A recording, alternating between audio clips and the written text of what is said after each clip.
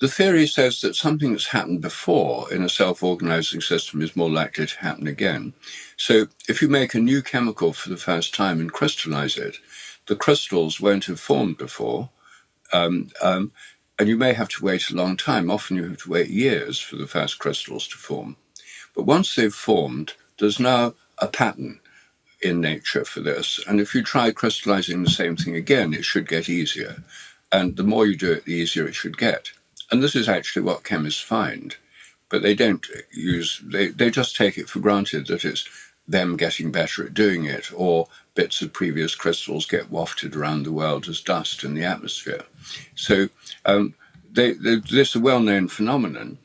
Also, it predicts that if rats learn a new trick in London, then rats in New York and Sydney, Australia, and Cape Town, South Africa, should all be able to learn the same trick quicker, just because the rats have learned it here. It's a kind of collective memory.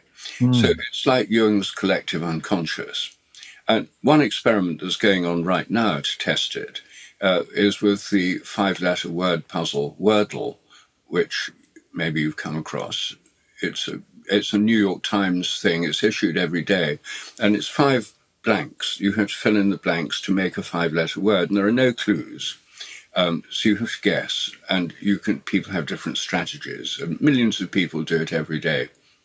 So, according to morphic resonance, it should be getting easier as the day goes on, because so many millions of people have solved it. It should get easier for others to solve.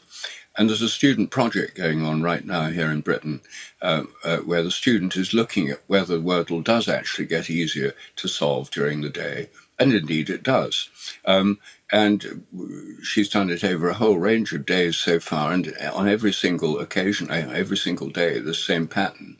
The beauty of the Wordle thing is that there's millions of people doing it anyway. They have a Wordle bot where you can deduce what's going on as the day proceeds. And there's a fresh replication of the experiment every morning with a new Wordle puzzle.